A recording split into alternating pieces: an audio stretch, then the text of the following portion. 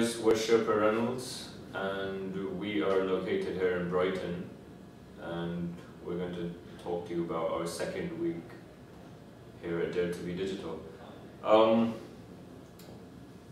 Our game is immiX, a 2D puzzle game with a strong emphasis on sound. Has a lot of logic and rhythm-based puzzles, and very interesting stuff. Progress so far, well, like we reported last week, we've been working hard on trying to get our concept of the fire level, which is our first level, down. We've got four different puzzles. First puzzle is, which one, the beat one? Yeah, beat matching.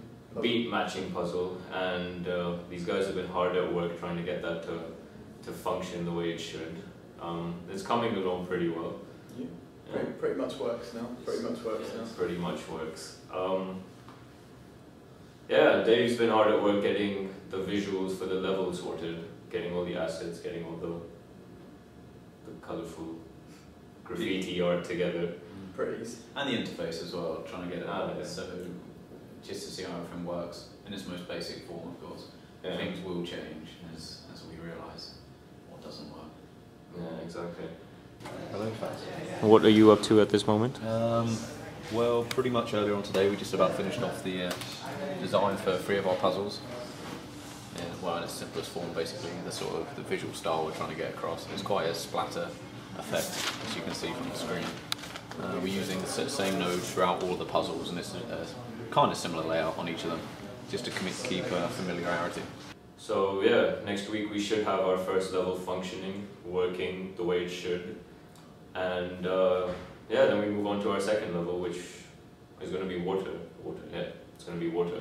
Okay, so if we trigger one of the samples, we can pick that's the first sample on the first node, or we can track back, pick the second sample, third or fourth. You'll notice that there are gestures in here. This is because they won't actually be triggered by clicking these buttons. They'll be triggered by performing the gesture with the Wii remote. So if we pick, say, the third one there with the W, you see that there's a B flashing up here. Now this is on the beat of the music. Eventually that will be the B button on the Wii remote. At the moment it's just key to the insert button. If I start tapping that in time,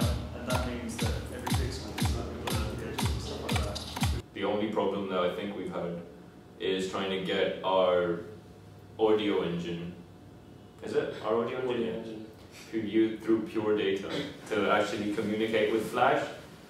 I thought it would be a serious issue, but Joe here managed to sort it out with Nathan here, and they did a really good job.